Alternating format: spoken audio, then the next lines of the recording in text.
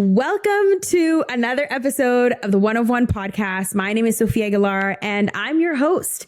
We have been diving into some impactful and such valuable conversations lately. And I just can't help but to be so grateful for every single listener, every single guest, and every single person who has just been reposting, resharing, and giving us 5 stars and reviewing. It's really been an honor to be a part of this journey, especially when I first started. I was really like, I don't know where this is going to go. I don't really think it's going to do much. And you guys have really affirmed, which is what One of One podcast is about. You've really allowed me to bring clarity and bring opportunity to places that I really didn't know that I could tap into. So thank you, and big up yourselves for listening, for catching every single episode. But today's guest is so special, so dear and near to my heart. I've had the pleasure to work with her, also to work with a lot of her people she's worked with, and just hearing her speak, hearing her share. And it's been one of those things that every time you watch, it's like you're watching it for the first time. So I'm so grateful to have her here sitting beside me. Everyone, welcome Roxanne Francis. Okay, I'm going to read her bio because I know we love a good bio read, but also for you to get to know her. And then we're going to dive into a little bit about more about who you are. But Roxanne is an award-winning registered social worker and psychotherapist. She is the CEO of Francis Psychotherapy and Consulting Services, where she runs a busy group therapy practice with her team. She is also a keynote speaker, leadership coach, and corporate consulting who addresses topics related to women's issues, race and equity, mental health, parenting, and wellness at work. Roxanne supports and mentors other therapists in her field and is also the media's go-to mental health expert, providing answers to many of life's difficult questions. Roxanne, welcome to One of One podcast. Thank you. Thank you so much for having me. It's always so interesting hearing that bio being read, but all those are true. and you are one of one. You are so special. And you've probably seen her beautiful smile and heard her incredible voice on your favorite morning shows, like stages, all the things. And so before I go rambling, why don't you tell us a little bit about you? Tell us a little bit about who you are, how you came to be here. And I know you on one side, so I'm just excited to kind of tap into this other space here. Okay. So, it's funny. I introduced myself to someone today as just a Jamaican girl who moved to Canada. That's where I hail from, and I came here and started a life, and I, started studying actually biochemistry, and after immigration decided that that's not what I wanted to do, got into social work, and worked for agencies for a while, and then left that. And then as a download straight from heaven, actually left that and, got into this private practice, and I've been working with other therapists. We have a yearly event now. It's quite an amazing journey. I've gotten into speaking and coaching at different organizations, and this life really is one of one. Yeah. And I don't think I've ever met a therapist who is on the media, helps other therapists start their own practice. And I'm like nodding, my head is like, and I'm squinting because like I come from a different place, okay, where I like the mental aspect of that it still hasn't clicked, but it will after this conversation, I'm sure. So you help other therapists start their own practice. You coach for other companies and corporate backgrounds. You also are on the media, and you touch on so many topics that people don't want to talk about. People, we hide it under the rugs. You're really the face to a lot of controversial but normal life things. And you just tackle it by a storm. Like you really just help people understand. Like for me also, like I remember when I heard you do your keynote speech on imposter syndrome, and I was like, hold up, this is different. And so I just kind of want to talk about so many different things. So I'm trying to like find my avenue. But I think for me, the biggest thing that stands out right away. And, I love to talk about business. I love strategy. I love everything that comes to do with marketing and starting a business, because that's always very near to my heart. And you are a boss business owner. And so part of your business, which I spoke about is you help other therapists start their own private practice. And you have an event called the Therapist Lounge where you support other therapists. And I actually got the opportunity to just see you in that space. And it was so special to hear how many therapists are blessed by your support. But my biggest question is why? Because the reality is you don't need to.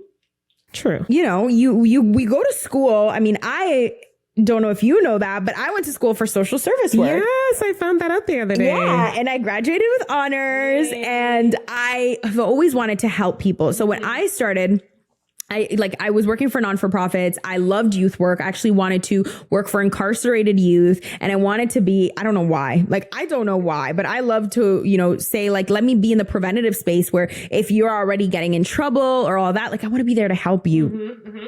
I don't know why, but God, I don't know, maybe he'll reveal it to me one day, but that was my desire in high school, along with dancing. I didn't want to go to school right away, and I didn't.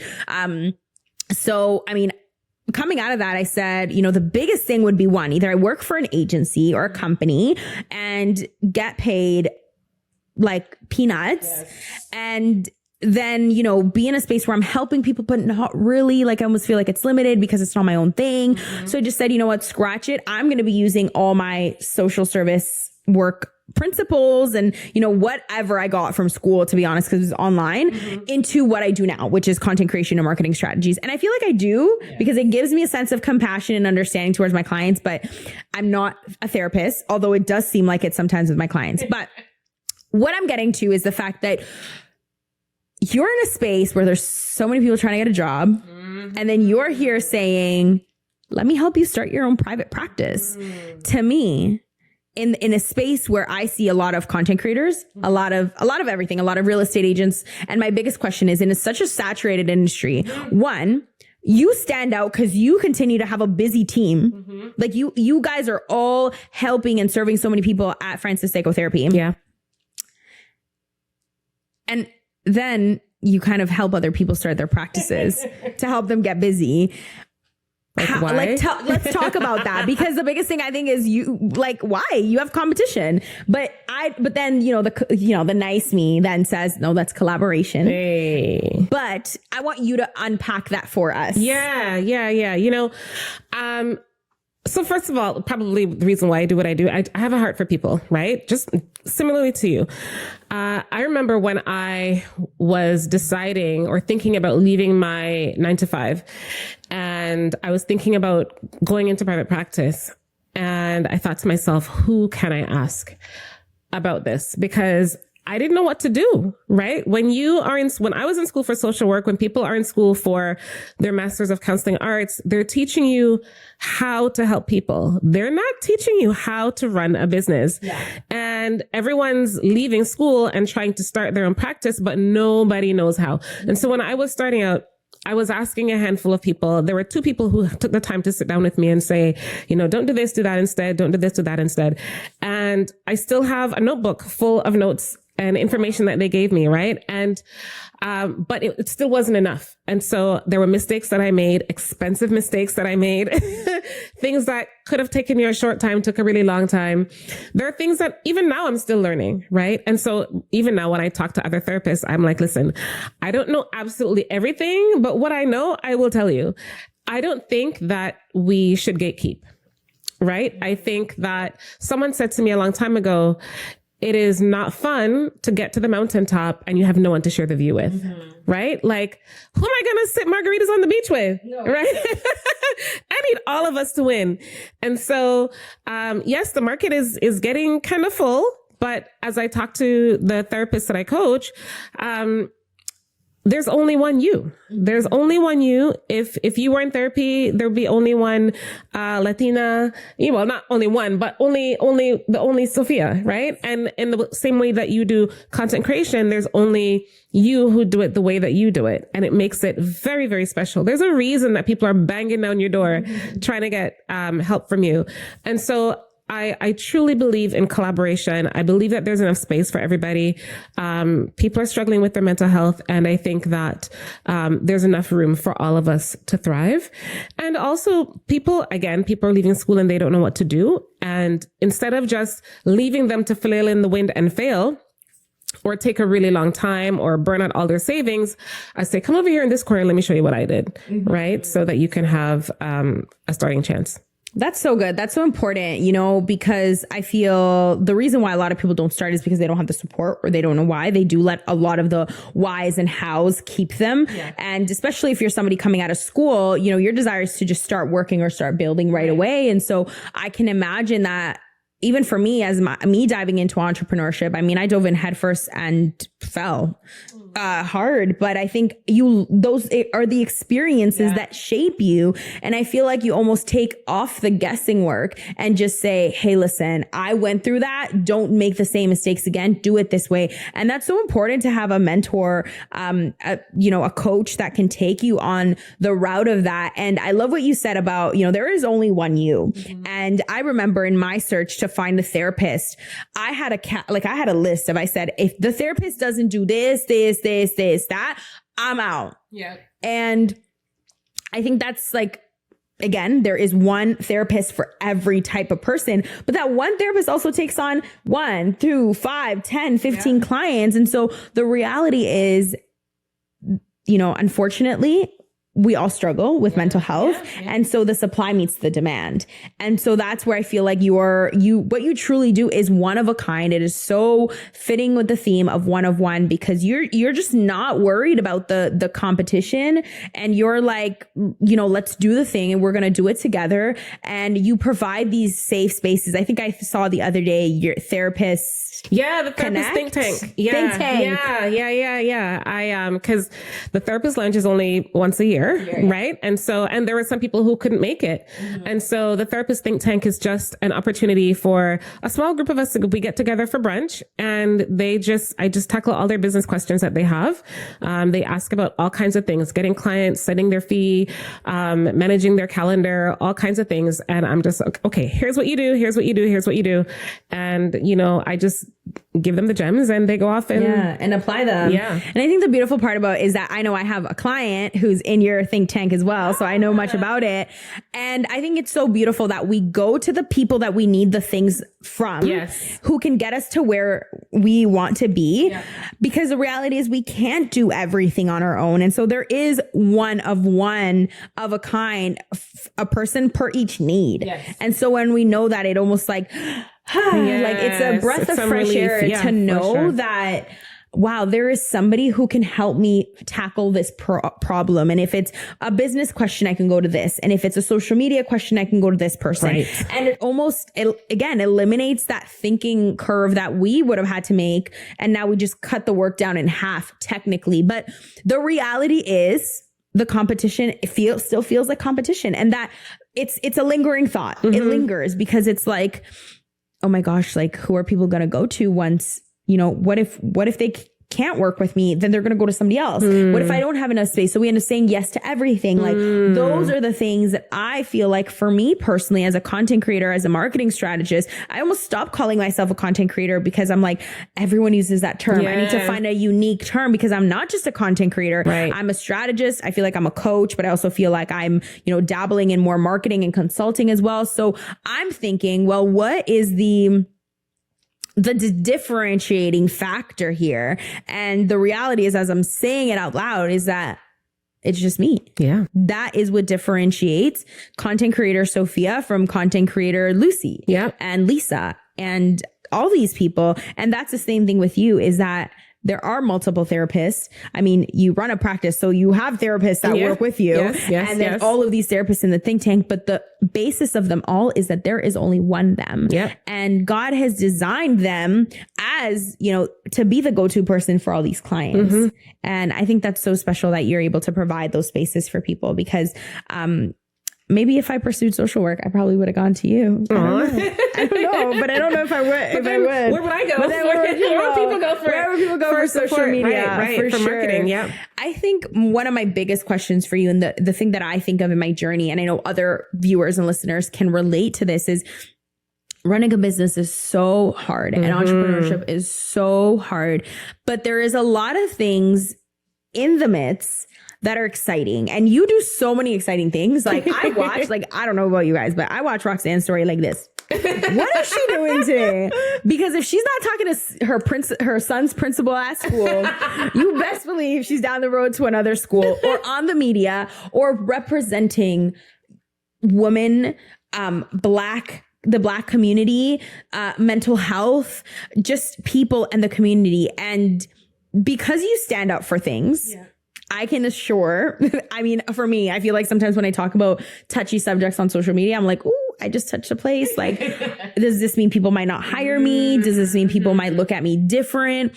And so how do you tap into those like qualities about you without fearing that it's going to place like kind of like a block in your next hire, or like maybe something that you say it's like too outspoken, or like how do you navigate those things? I think there may be a day when I might face backlash and I might get canceled because I'm too outspoken.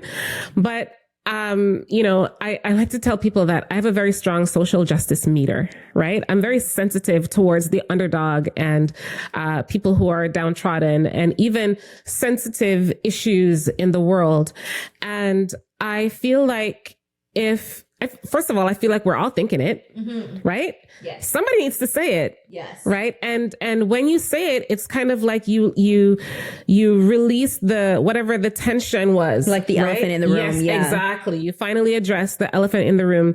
And people are in my DMs saying, oh my goodness, I'm so glad you talked about this. Oh my goodness, I've been wanting to say this. Or you said that scary, important thing on the news and now I know what to tell my kids. Right. And so I believe that my sort of outspoken nature is in service to other people. Yes. Yes. And I think that if there will come a day where it has some kind of negative repercussion, then I'll just have to live with it. Yes. Right. 100%. I'll just have to live with it. And I think that I just have to be real with me. I just have to be true to myself. Even with things that are political, there's a saying in the social work circles that says the personal is political and the political is personal. So, whatever things we are struggling with, it is going to become a hot button topic in the world and in the media. And we can't shy away from it. Or at least I know that I'm not being my authentic self if I shy away from it. That's important. I actually just had a huge whoosh moment, because being silent about something is almost just as bad as being against or for it. Yes. And there's a lot of people, I mean, for me, I consider myself to be a very loud and outspoken person, but there's some things that I just don't want to talk about. And I'm scared to talk about. For the longest time, I didn't want to speak on my faith because I thought if I speak about my faith as a content creator and in the business space, and maybe other business owners who are not Christian or who don't believe in God, they might say, well, I don't want to work with her because she's Christian.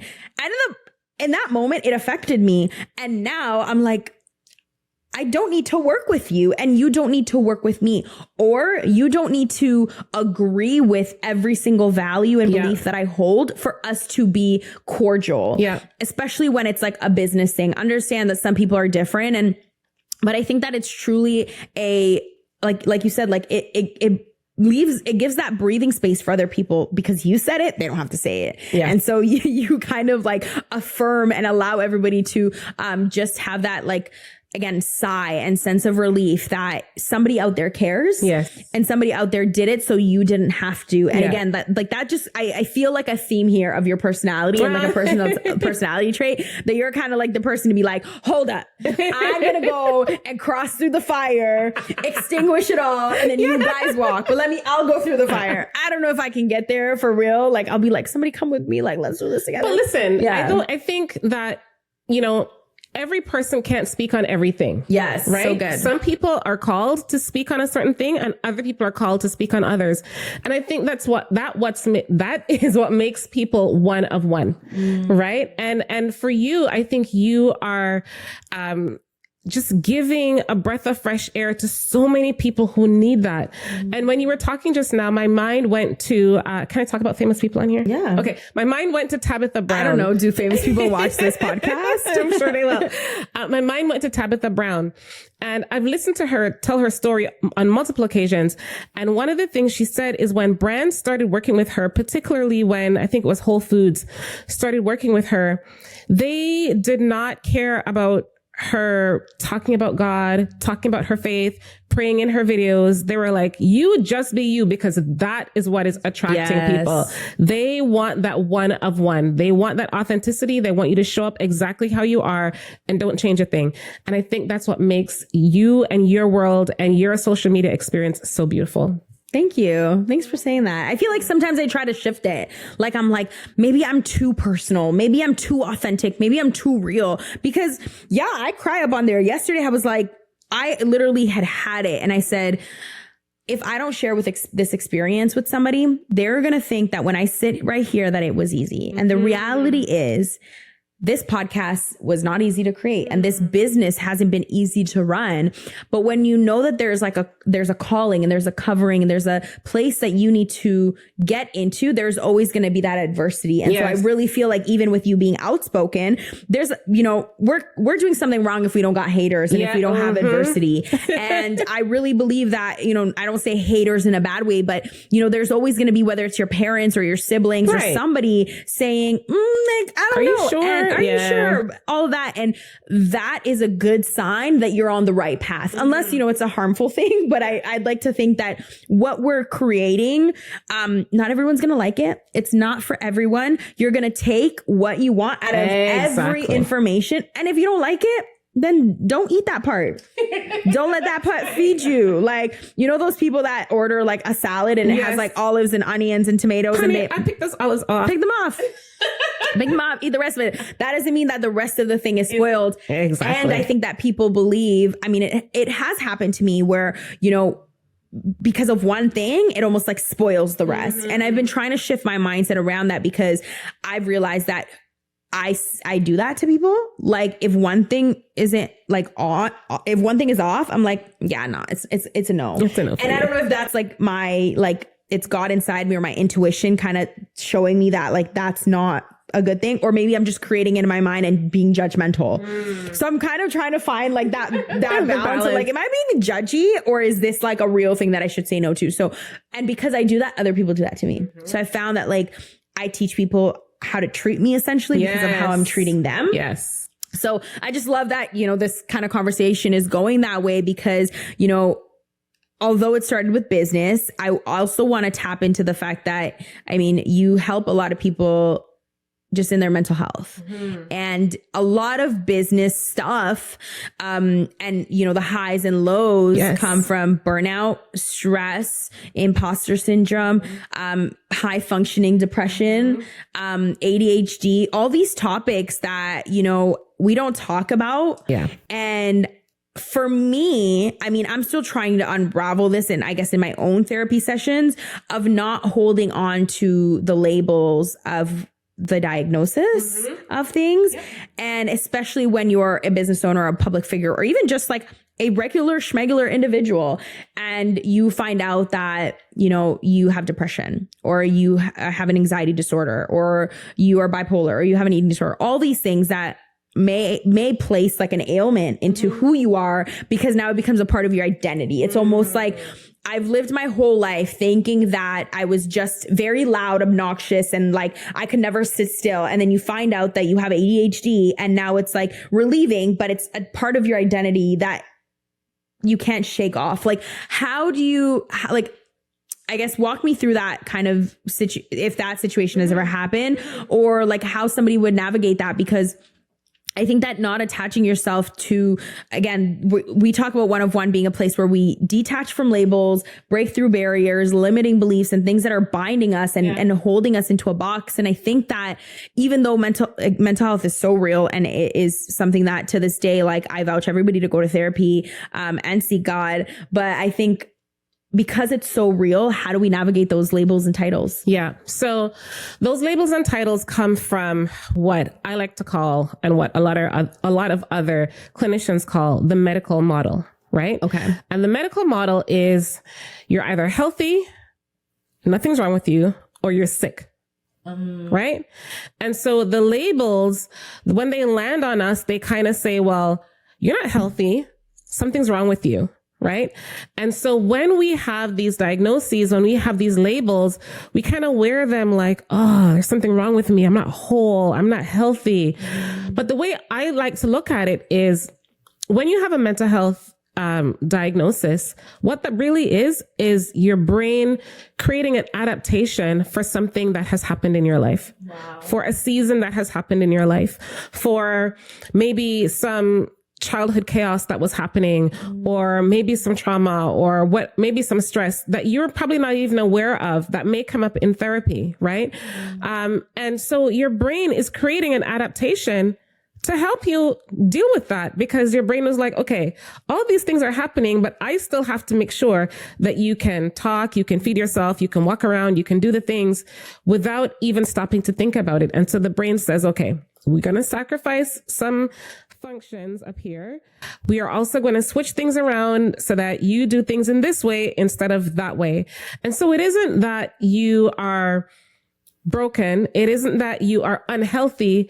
It's that something or some things were going on in your life at some point in time that you may not even be aware of, but your brain created an adaptation to help you still function as an individual, even though you might have depression, anxiety, some kind of mood disorder. And so now when we talk about therapy, what we do is try to find a way so that you can function as best as you can, even though you've got this thing going on. Right. And I try to frame things like, parents used to come to me and they would say, I have an ADHD kid. And I'd be like, let's say rather that you have a son who lives with ADHD, right? I want it to be external to the person as opposed to like wearing it as your name. You know what I mean? Yeah. Wow. I love that you put it like that. I actually wouldn't have thought of it at all. Like I think about it as, like you said, something you can put on, which means I could take it off too. Mm-hmm. And I love the adaptation process because even though I studied this, I actually I really do believe that God was so intentional with when I did my social service work course, because I walked through CBT for myself, which was so crazy.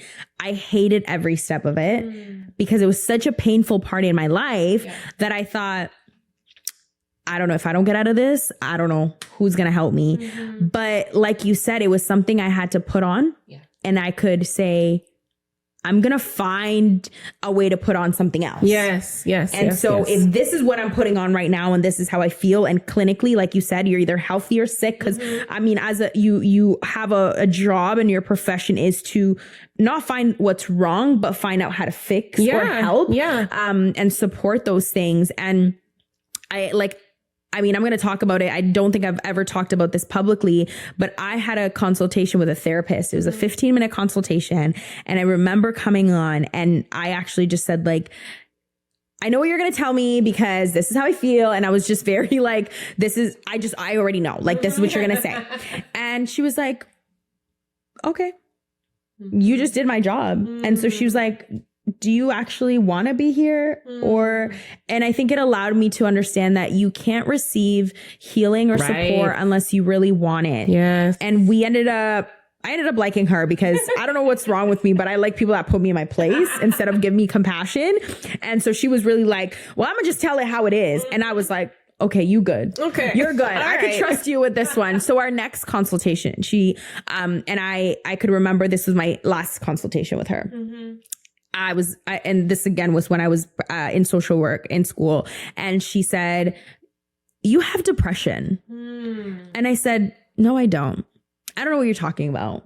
And I used the Bible and God to suppress this emotion that I was feeling and this thing that I had over me to say, I'm whole. I'm good.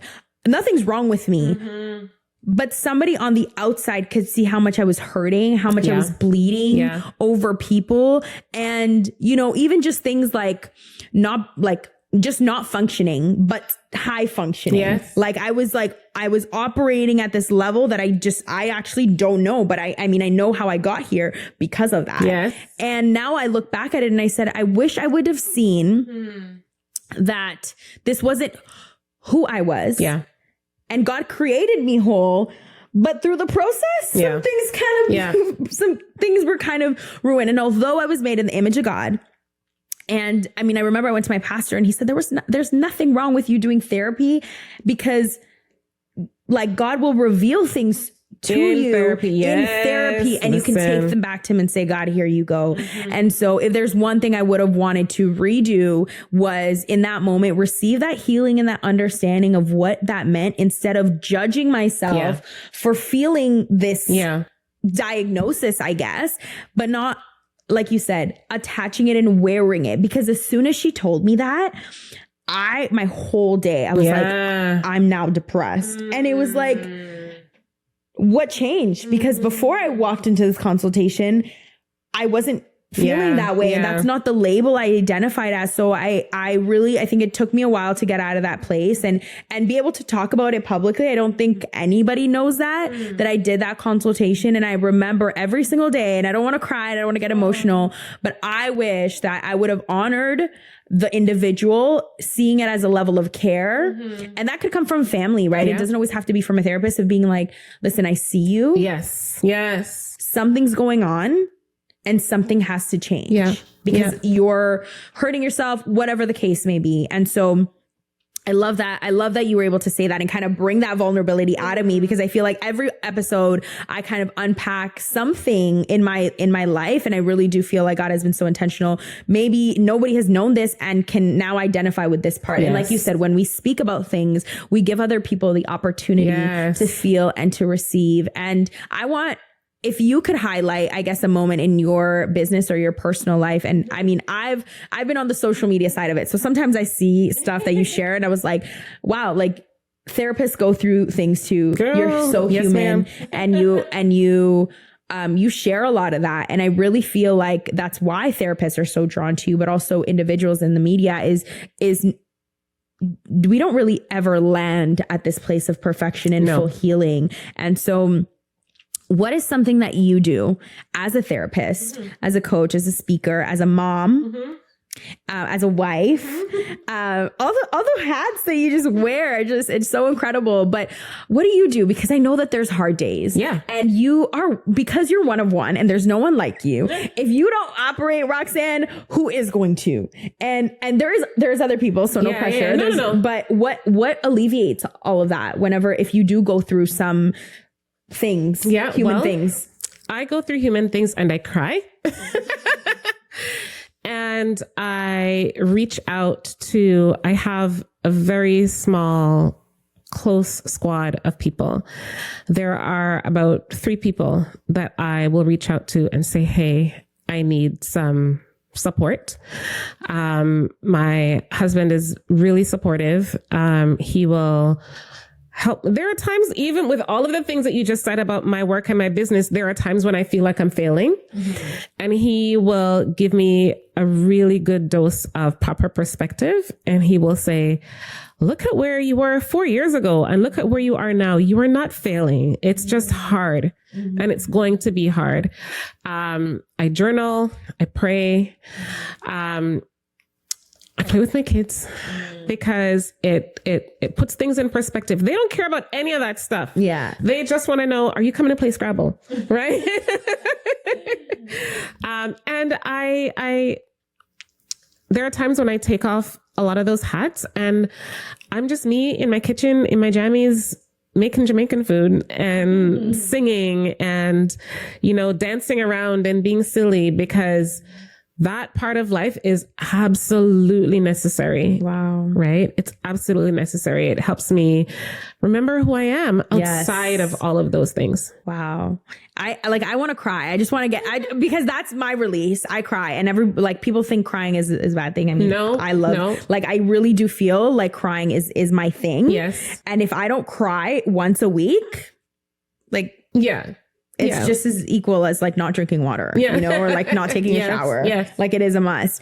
And I love what you said about taking off all the hats and all the labels, because it's so pressuring. Yeah. It feels like such a pressure to every day wake up and being like, I got to take care of my dad. I got to take care of my brother. I got to take care of my mom. I got to check if my nieces and nephews are cool. I mean, I don't have a man or kids, so I don't wear the other hat, but I feel like there's a pressure of I'm single or when, I'm a business owner, I play catch up, and there comes a moment where one, if we don't know who we are, everything crumbles. And if we don't know whose we are, and I feel like daily I'm taken back to, I'm God's child. Yes. But who is Sophia really? And I feel like this year has been my year of rediscovery. Not only after my breakup, which I mention a lot on this podcast, almost way too often, but I feel like I haven't mentioned this, is I don't know what I like. Like, I love that you just said Scrabble, because when I went to the glamping site, I pulled out Scrabble and I was like, how do you play this? I don't know how to do these things. And half of the things that I do, they're either because someone enjoys doing them, so I tag along, or I think I like doing them because that's what I've been doing.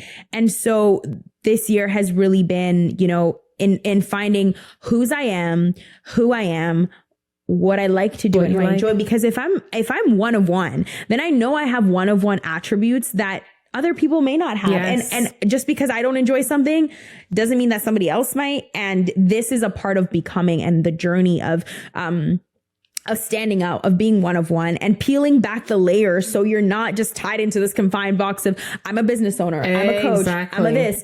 And at the end of the day, like you said, when you go home, your kids see Mom and my dog sees Walk. Like he sees like Sophia. Like he doesn't see, she does content creation. Like she's about to film me. No. And same with my nieces and nephews. Like it's so pure. Like sometimes they ask me about social media and it's so cute, but above all, like they just want to play. And I love that part that you were able to kind of ignite and remind me that something that I put for 2024 was that I wanted to include more joy days. And I don't really know when the last time I could genuinely say I felt like I took off every hat, maybe except right now. Like I feel like I'm not really a podcast host. I'm just having a conversation with my friend, which is so nice that I can say I'm just sitting here and it's just me. And I think it's so important that in the midst of, yes, we're one of one, that you don't feel the pressure of being the only one or showing up all the time as this perfect individual, because it's in the vulnerability, it's in the authentic conversations, and it's just really being like, listen, here's who I am. In my bonnet, with my hair up, in the bun, no makeup, just here. And it's knowing that, like you said, you have your circle. I definitely have mine. It took me a really long time to build it. I feel like adulthood friendships suck to find, but once you have them, stick. But just people that really see you as who you are and remind you of that. And don't let you steer off. Like as soon as they catch you being like, hold up, this is not who I know you to be. And so that's been super. I love that has been something for you and something for me for sure this year. Now, we're almost wrapping up because, sometimes we like to get a little, we need a part 2 because I feel like I'm here for it. I know you guys have questions and I got questions, but I feel like I'm being a little selfish. I said this on the other podcast and I'm sure that although I handpicked you guys as my top 10, I was like, okay, there's no other way for us to have a conversation other than if I get you in this room or I see you at an event. So I'm kind of selfish in saying this is all about me and you here. I love that you guys get to listen into our conversation. And if we had a FaceTime call, this is probably what it would sound like too. Yes, that's right. Exactly. I'm so grateful for that. Now, before we wrap up, if there is a takeaway, something that you want the viewers and the listeners to really take away after listening to you or listening to this podcast, or just even when they follow you and they get to see all the incredible and cool things that you do, what would you want them to walk away with today? The importance of leaning in to who you truly are, not necessarily the thing that you do. Right? That's so good. I went to a vision board party one time, and the host said, create your vision board, not based on what you want to be or your title, but based on your attributes. So if you had to introduce yourself, instead of saying, this is who I am, this is what I do, this is who, I don't know, my children are, or who I'm married to, introduce yourself by saying what your characteristics are.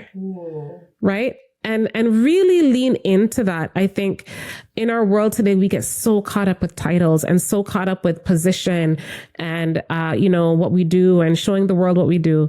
But how about showing the world who you are? Right? And leaning into that. And I think that can really, really guide you from a business perspective, a mental health perspective, and relationship perspective. That's so good. That's so good. I never thought of it that way because, there is a gap between who my attributes and what I act, because sometimes I'm just, the reality is I'm pouring out from a place of lack and I don't have anything left. So although I know my attribute is peace and patience a little bit, and joy and understanding, sometimes I don't show up as that. And I think we can all relate. Like if, you've had a long day and you get home and it's not your kid's fault or your parents' fault that you've had a long day, and you know that your attribute is patience and joy and kindness and laughter. But when you arrive and you're just done and you're empty, that is where I feel like we need to remember the most and kind of pull ourselves together. And so one last thing, I think, because if there is like a physical and tangible thing, so knowing our attributes, but you mentioned prayer, journaling, going to your community, as a therapist and as, there's so many things that people have access to now. TikTok, Instagram, all the things. What is a physical thing that we can lean into doing other than scheduling an appointment with a therapist? Because I know everyone's probably going to be like, I can resonate with this. I need to go find a therapist.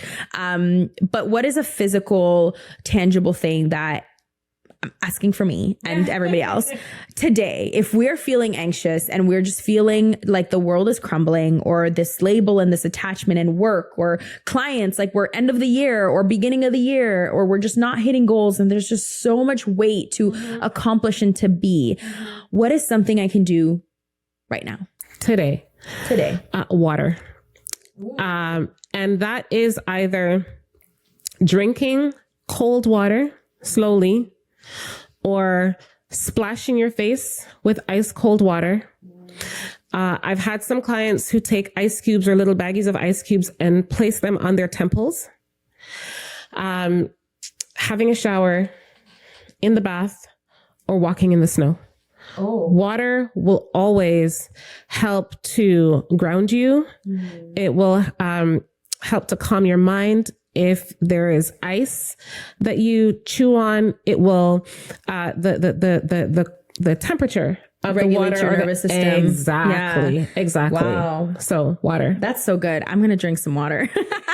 And I hope you're drinking some water too. And I feel like, not only on a mental health perspective, but physical and just operationally, we are made up of what, like 70, 80% water. So if we're not drinking water, then it could play a big role. And I love that. I love the practical tips. I love the conversations that we had, because I feel like as a business owner, as anybody could just really listen to this and take so much away from it. And this is just such a safe space. I feel like every single time I speak, I feel like I'm talking to my own little community, and it feels so great, because even if our viewers and our listeners, if you don't have anybody that you could speak to, that could listen to you, then my hope is that you feel heard, or you feel seen, or this ignites you to say, I want to find out more about being one of one, or who I am, or I've been feeling all of this. How can I unpack and share this with somebody? And so every single time, I just love hearing everyone's feedback. Not only, I mention a lot that this podcast isn't meant to be just for Christians or just for people who believe in God, because the reality is we're all coming from our own walks in life. And so I just pray and know that this podcast and every single guest on here will bless you in the way that you need right now. And I'm an avid podcast listener. I listen to the 3 same podcasts, so not really avid, but I listen to the 3 same podcasts and I listen to the 3 same episodes, like very often, because I really do feel like I never truly get the full thing. Mm-hmm. So I just listen to it again and again and again. And each time I have a different breakthrough. Yes. And so this is one I'm going to re-listen to because I need my own little gems. So you guys need to all follow Roxanne. All the information will be below as to where she will be, her next event, how you can be a part of her think tank, but also just to, I guess, if you haven't had the opportunity to share and be a part of those conversations that are not easy for everybody to unpack, that you are able to at least hear her and find some sort of freedom and relief and peace. So thank you for listening to yet again another episode on the One-on-One podcast. And I can't wait for the next one. Let us know what you think of this podcast. Don't forget to share it, subscribe, comment, and rate us 5 stars. Thank you so much. Have a beautiful time today, and we'll talk soon. Bye.